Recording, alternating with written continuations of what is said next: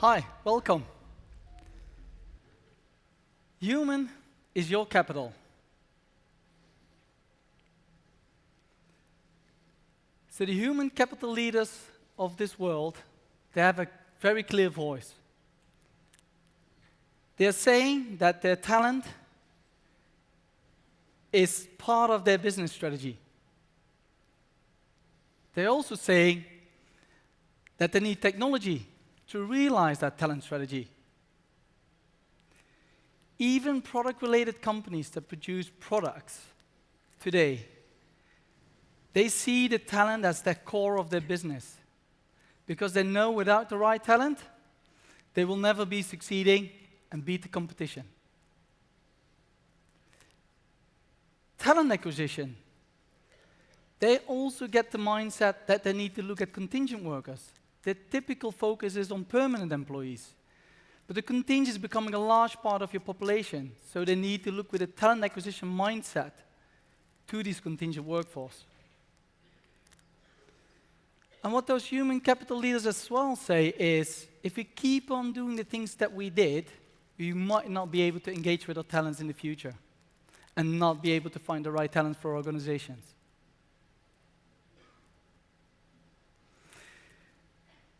We conducted a survey amongst 800 C-suite leaders, HR, procurement, in 17 countries.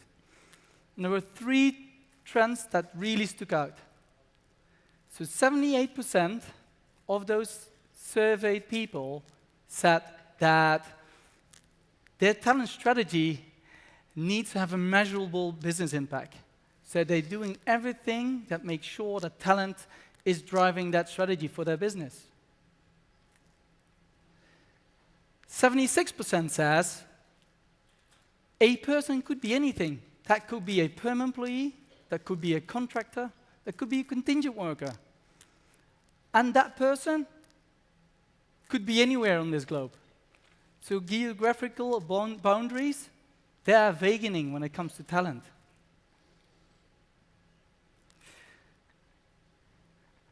Those same leaders said that 72% of the interviewed people that within the next 12 months, they're looking at an integrated talent program to start looking at it, start deploying it, to make sure they got the best talent in the near future.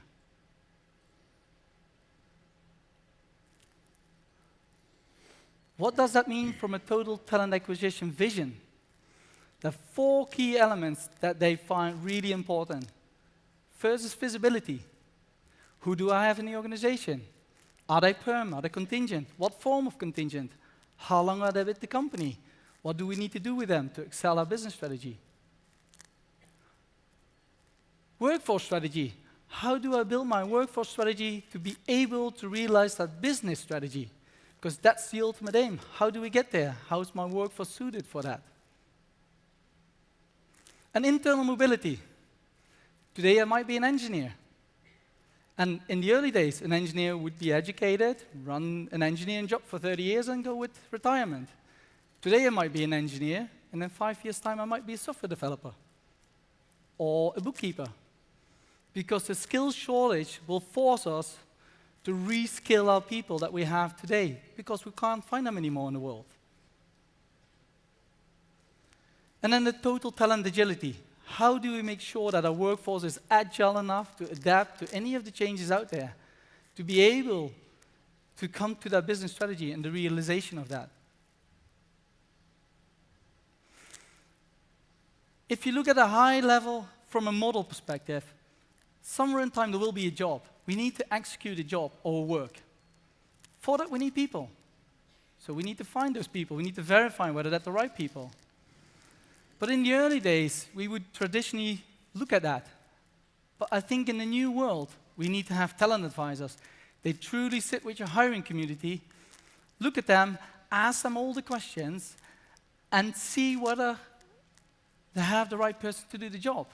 Because it's not anymore about perm employee versus non-perm employee. It can be anybody. It can be a statement of work, a project, with a timeline, deliverables, milestones. It can be a contractor. Could be a freelancer, and it could be a permanent employee. But ultimately, at the end of the day, It's all about the satisfaction of the hiring manager, enabling the hiring manager to execute on his strategy to contribute to the business strategy of the overall company. And with that, these human capital leaders are trying to create the workforce for the future, to make sure that they lead teams to business success. Some of the companies already out there are really ahead of the game when it comes to talent strategy. One of those companies is Phillips. And I'd like to give the word to Maarten Hansson, who is driving the total strategy for Phillips, and to take you on the journey that they took as a company and where they are today. Thanks. Okay.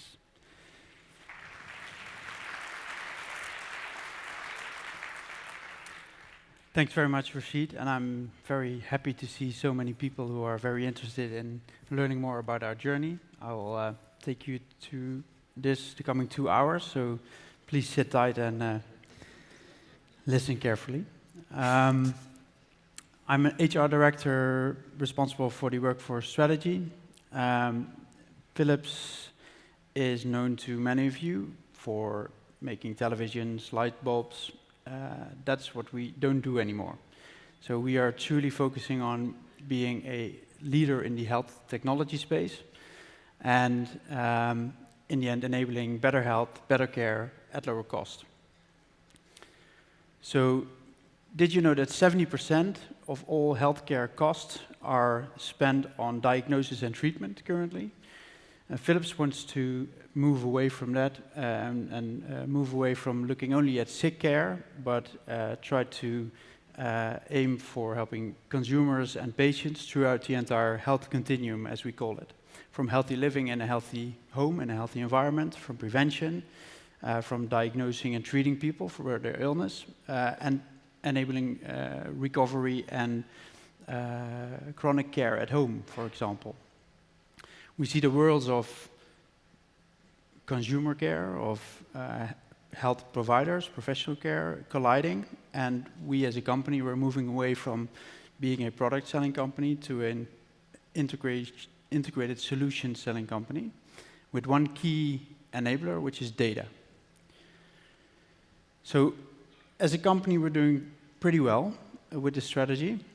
We are growing, our workforce is growing, and at the moment we're in a good shape. However, we don't know how we will be in the coming years, and we also need to make sure that we anticipate of what's coming and how the workforce will look like in the future.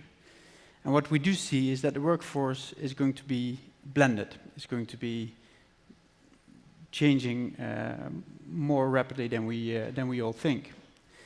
And you see at Philips currently that we have 5 generations in our workforce. You see that we have a huge number of contract types in our workforce. You see also that people have a large variety of very different work ethics. And last but not least, we see obviously, like you all, globalization and technology coming in. So last year, June, we decided we need to take action. We need to start looking at our workforce more holistically. And we decided to build up a small team to create a total workforce strategy or an integrated workforce strategy in between our demand, our business leaders, and our current channels. And at first, the first thing we said was, like many companies who are in the room today, procurement was looking after the external workforce side. HR is looking at recruitment and managing the employee side. Within procurement, at Philips, we had over 8 different category managers managing their own specific supply bases for IT, for marketing, for learning development, coaches, trainers, for other freelancers, contingent workers, and they all had their own strategies, supply base. And we said we need to have one owner. So that one owner became HR, and HR is owning the total workforce strategy. And one key prerequisite to take was to get the visibility, also Rachid referred to. You need to know what is your current workforce build-up. What are we looking at in order to pinpoint incompliance, to see the outliers, and to have the right conversation. So we pulled in all the data from our HRIS systems, from the VMS systems, from all the Excel sheets which were out there. And with that rough 80% visibility, we started conversations with the business, getting the voice of the customer. What is driving you to hire a particular contract type? Why do you hire contingent workers? And why are you hiring them for over 7 years already? So the answers were predominantly, we don't have the headcount. We don't have a headcount to hire someone as an employee, so we hire a contingent worker. Another one was scalability, flexibility, a very fair reason. Another one was we want to try before you buy, also very fair. But that headcount restriction was causing a lot of incompliance, because when people were not able to hire a contingent worker even, then they were hiring teams through POs or even on a credit card. So in the end, we said we need to tackle that. We need to take away the headcount restrictions. And as a company, we're focusing and managing on total workforce budget currently. And the business leaders are responsible for their budgets. So another conversation and a big part of the change management which comes with this journey is we needed to start talking about what task do you need to have performed? What activity is it that you need to have done? Rather than what person do you need where and which gender do you like to have? So all in all, long conversations in this approach, and to sustain this whole approach and this strategy, we needed to integrate and align the systems, the processes, the whole architectural landscape internally in order to facilitate that. And to make use of the visibility and all the data which we had to utilize that for example, proper strategic workforce planning next to the day-to-day requisition basis. So what we in the end did was we said, we need to have the insights, and with the insights we can start modeling and we can start planning towards the future. And all in all, in order to connect the talent to the manager or to the business in a seamless way, and vice versa, regardless of the contract type, regardless of the location.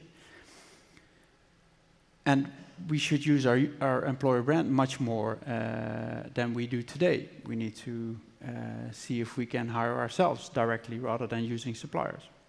So this is roughly where we are today. It's a nice start. We have a long way to go, as you can imagine. And these conferences today, I really like to get challenged and inspired. So please feel free to reach out to me, connect to me, not too late tonight, preferably, because I really like to learn more from the industry and from you as business leaders and as peers. Thanks very much.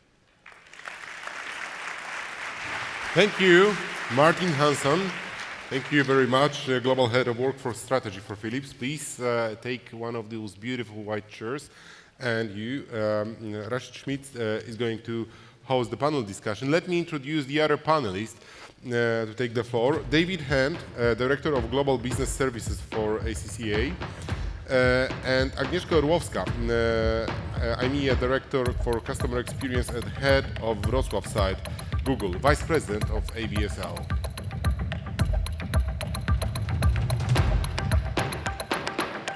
Rachid, the floor is yours. Thank you. Thank you. So, Agnieszka, we talked about the trends, the voice of the human capital leaders around how they are trying to build the new total talent models to be agile and to be prepared for the future. If you listen to the story and with your experience also from a Google perspective, how do you see those talent models changing or evolving in time? So it's not just from the Google perspective, it's actually also from the perspective of leading the talent pillar in ABSL and talking to many HR managers and many colleagues from the business.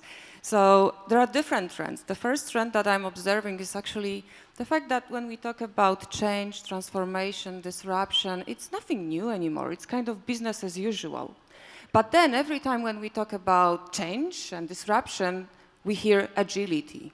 And when I think now about agility and when I see what is happening, I'm thinking agility is in a way becoming part of DNA of our employees, all of them who are embracing those changes that are happening around us.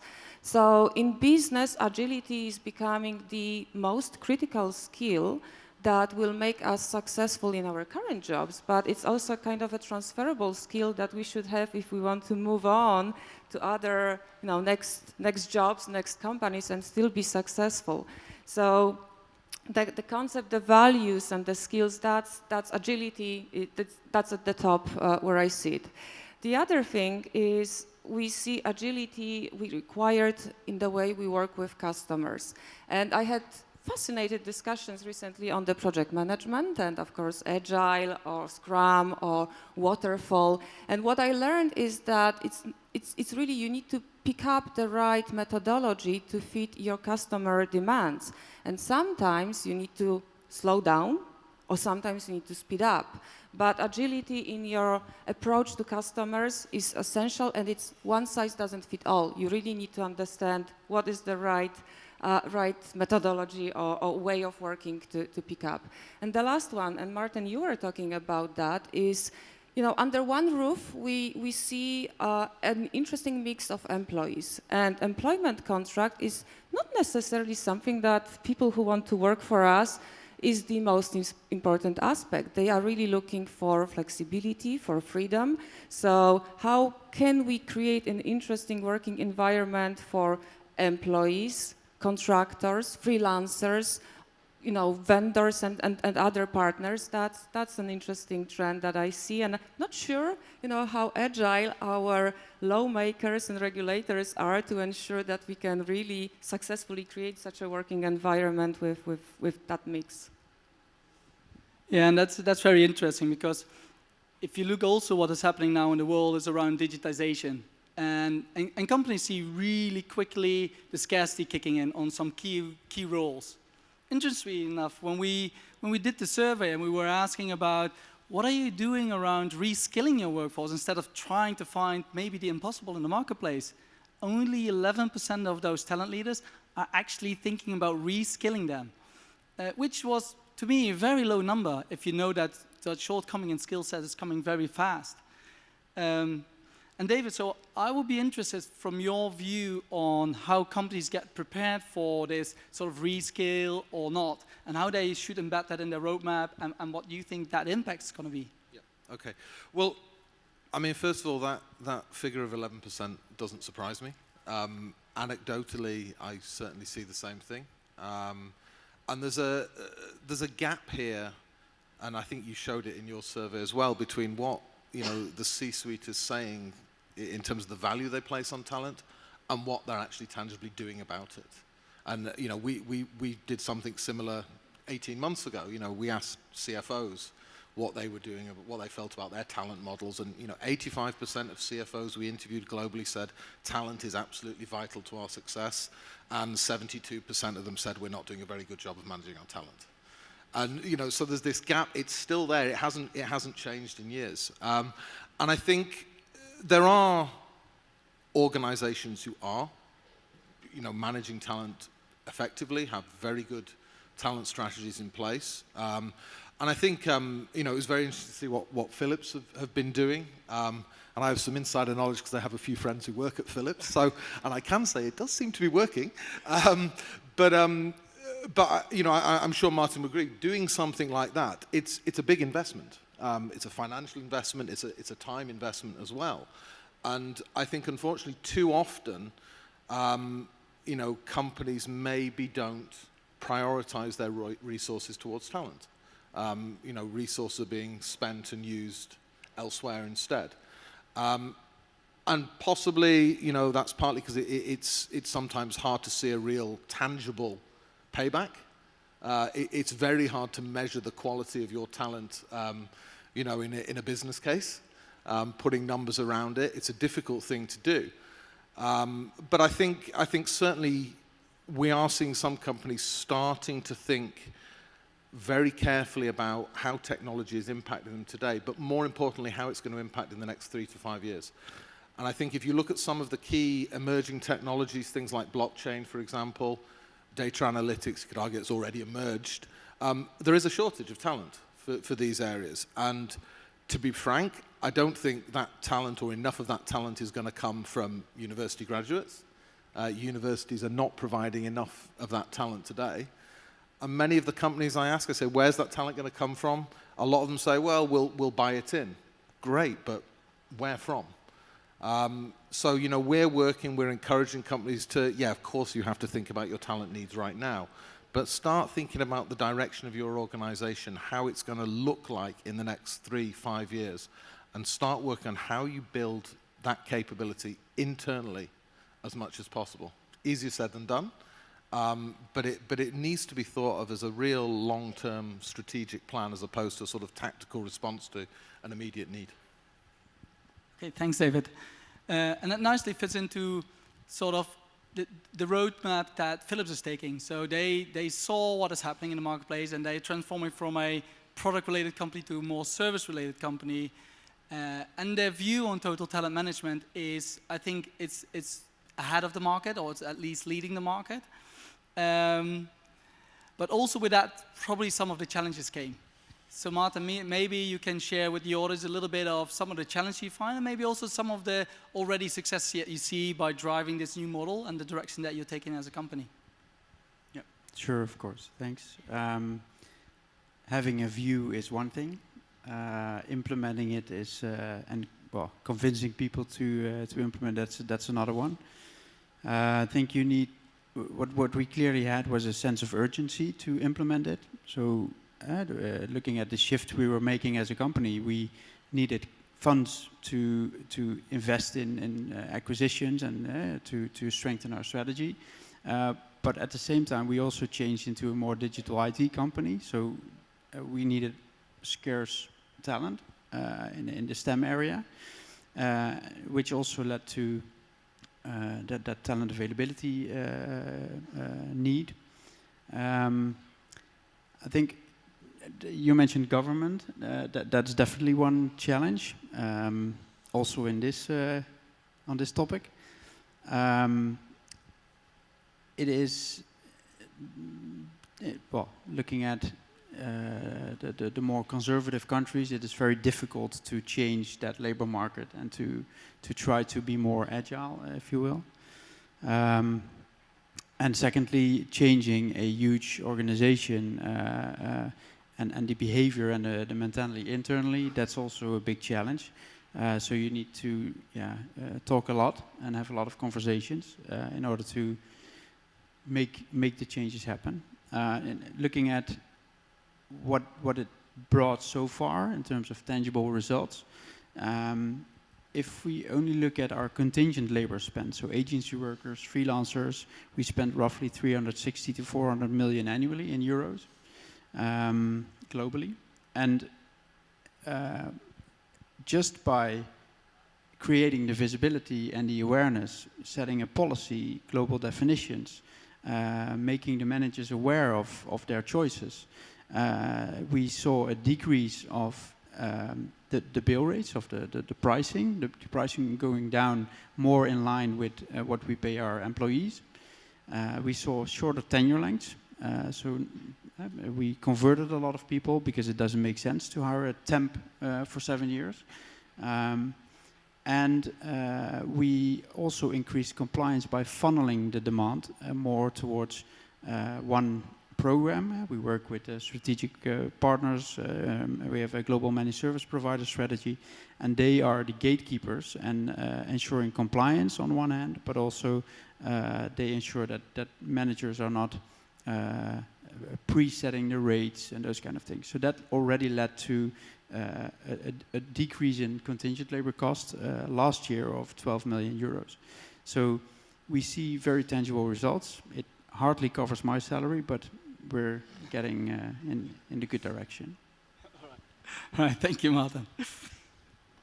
David, if you look at the market now, we see a lot of digitizations, we see robotics, AI, predictive analytics, all about also increasing their productivity. So they're not only looking for the skill set or replacing skill set, but also looking at productivity. If you look at these trends, the digitization, robotics, how do you see currently companies integrating that in their strategy? And what are some of the impacts you see from that? Okay, I see, if we particularly talk about the business services sector, I see companies implementing in two ways, one of which seems to work and one of which doesn't. In the early days, particularly of robotic process automation, we were seeing a number of companies almost go for a big bang approach and implement as many robots as they possibly could, and then 9 months later wonder why it wasn't working properly and why they've got a demotivated workforce. We're now seeing more and more companies do it in a smaller scale, gradually building up over time. And for me, that is absolutely the right approach, and it's critical to the success of something like this, because typically, if you're looking at robotizing a workforce in business services, you're starting with the more junior roles, the process, rules-based, transactional types of activities. When you do that, there are a couple of challenges that you need to think about. One challenge is who's actually going to manage that overall newly roboticized process, because that's a skill that doesn't necessarily exist in your organization. So you need a strategy for building that capability. Something that probably needs to come from the internal organization, because those people already understand the process that the robots are going to be following. The second challenge, and the bigger challenge for me, and one where most companies I speak to are still struggling, is if those robots replace your entry-level roles, how are you going to get people to gain the experience they need for the more senior level roles?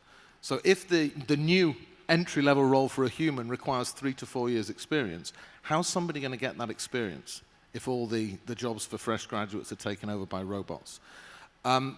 That's one of the reasons why we are seeing companies gradually implement the robot. It allows them to have robots doing a part of the process, still bring in fresh graduates, new hires, inexperienced staff for other areas of the process, and gradually and rapidly train them up to cope with more senior roles. There's an investment there that's needed, an extra investment in terms of training and skills development. Fortunately, some of the best examples I've seen from a couple of big US multinationals, particularly in operating in China, actually, in some large shared service centers in China, is they decided as part of their overall sort of blended workforce strategy, for the first 3 years, all of the cost savings from automation were being directly put straight back into the training budget for training the staff. And they were prepared to say, okay, this is a long-term investment we're making. We're going to make immediate savings from the automation. We'll use that money, all of that. So they're able to do it without having to go back to HQ and ask for more budget. And they've now been through a process where they've replaced around 400 roles with robots out of a center of 2,000. But at the same time, that center's actually grown to 2,400 people. So they've effectively added 800 jobs, half of which are taken by robots, half of which by people. So it doesn't automatically mean jobs are going away. It's a way of absorbing more work, adding more value, but that investment in people has to be done in parallel to make it successful. All right, thanks, David. And that's interesting because if you look at that digitization and Yaska, that also brings a different experience for the customer, different experience for the talents, even on the work floor. If you look at that, so the technology-driven, but also still that factor of human touch that you need, to track, engage, and retain your talent.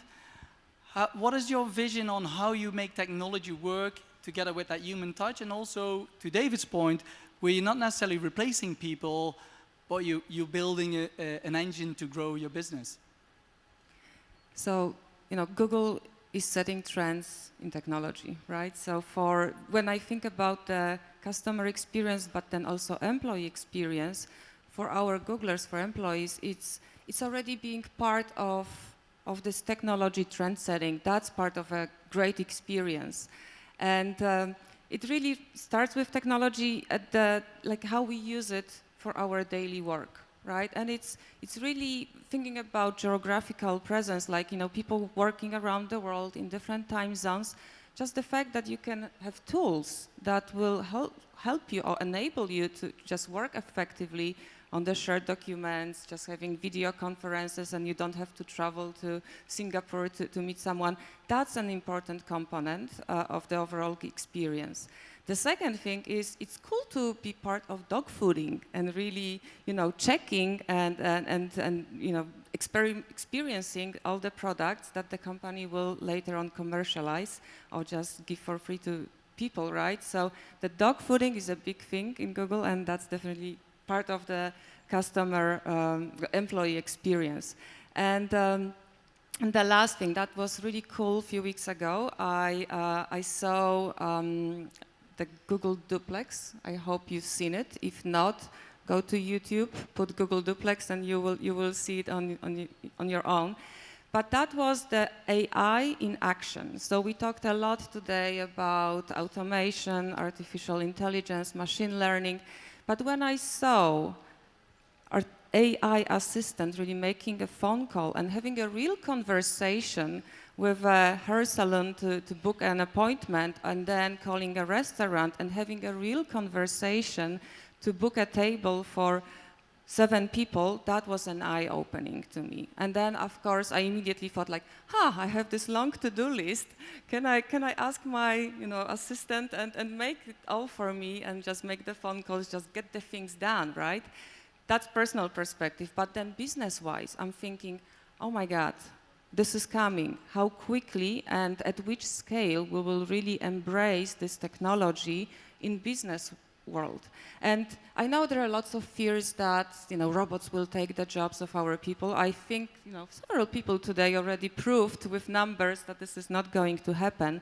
What I really see, if you really give this technology to your people and ask them what's the best use of it, how you can use it in the best way for your customers, for your business, that's when the magic happens. And they are not scared of the fact that the robot will do their work, because very often that work is not very welcome by them and they would gladly give it to a robot. But if they can be even steering and you know, leading that's what's really creating a great employee experience to be part of it and setting these trends. But we also talked about the reskilling, and that's another thing. Like, agility for our people also means how quickly they can adapt and change, right? And that comes with a risk, because if you really want to give this mobility, flexibility to the people, you need to take the risk and say that is okay for this person to just go and do something different, very different job, and let's see how quickly and how, you know, how well this person will thrive in the new environment. The one example I want to bring is the self-managed teams. I think tomorrow we will speak about it during our people pillar, but that's where, you know, the manager's role is actually obsolete, because manager becomes a coach, and the teams, they can decide how they want to do the work. They know what they need to do, but how, that's up to them. That's very agile, and that actually gives them new skills that they can take, kind of leadership skills, if they would like to become, you know, people managers or leaders in the future. So these are the trends that I see that create customer experience. Of course, in Google, it's also about the food and the cool office environment, but that's not something to speak about. That's something you need to experience one day. All right, thank you, Jessica. Maarten, we talked about the total workforce, demand models, and we also saw that it's now at your heart of your talent strategy. With that, there comes a need for data, insights, and all these kind of things. How did you see that model evolve? Because somewhere in time, you probably were a company that is, you know, did buying in several places, and now you're getting to that more strategic one way of working with data and insights. So how did that model evolve over time, and what are some of the learnings you did along that way? Well, first of all, getting the data is I think one of the biggest challenges. In GDPR terms, processing the data, that's another one. And I guess that a lot of trends like big data, BI, are helping to structure it and to model it and to be able to make it very actionable. I mean, I'm not a techie by heart. I worked quite a long time in the IT sector, and I know what is possible, but I'm still amazed by the fact how powerful it is when you have data at your fingertips and you can just zoom into specific areas, and you can see that for a business group, the workforce is staffed in high-cost countries for their higher grades, with the costs related to that. But similarly, their contingent workers are staffed in that. And also, typically, their output-based project Scrum teams are staffed in a high-cost country, even though they pay for the output, and the work gets done everywhere, could get done everywhere. So those types of insights create immediate interest on a CFO or board level. They would say, why do we spend 50 million on freelancers in a headquarter environment in Amsterdam annually? Why do we? So I think that is something which amazes me, and we like I said, we are just started to understand and to get the idea on what we can do, but I know there's so much more to save or to gain towards the future in that. Yeah. Okay, thank you. I think to sort of wrap up this panel discussion, I like to ask you all the same questions. It's going to be interesting what you individually going to say. Probably know your answer, David. I'm still going to ask it. If you look at today's companies and we see what they're doing to get talent, transform talent, do you feel, and I'm going to ask the question first to you and Jessica, that companies are doing enough to be future-proof when it comes to talent and where they need to go as a company? No, I don't think so. I think we all can do a better job to understand not what today's talent wants, because that I think we know, but I still don't see us doing enough to understand what the talents that will be entering the employment market in 5 years' time, 10 years' time, what they will want and how we can be agile and adapt to it. Okay, so I hear a little bit, no, we're not doing enough. Maarten, what's your perspective? I also agree that there's always room for improvement, but especially in this phase with all the disruption coming in, the Ubers, the Airbnbs, everybody knows the examples. This is really a time to be very keen on what's happening, what's out there, and if you're not, if you miss that boat, then you'll be gone as a company. That's my, and the same applies for governance, by the way. If I see what my kids have learned in primary school, they haven't learned anything with regard to coding or programming or not even carpenting or whatsoever. Even teaching English was only in the last grade, 1 hour a week. So I think we all need to be much more aware of what's coming at us. Okay, thank you. David? I agree. I mean, most companies are not doing anywhere near enough. And Martin used a really interesting word then, disruption. You know, where we are now is highly disruptive technology out here. You know, recruitment, retention, talent management has always been a challenge. It was a challenge 20 years ago when I started in this industry. The difference now is the change is happening much, much faster. Companies do not have 5, 10 years to slowly adapt and evolve a talent management strategy. It's things that need to happen quickly, and that's the fundamental difference. And Martin's absolutely right. Companies that don't get on board with that and get on board with that quickly, it's going to have a huge impact, a huge negative impact on their business. All right, thank you. So with that, I'd like to close down and a round of applause for Agnieszka, Maarten, and David to be on my panel.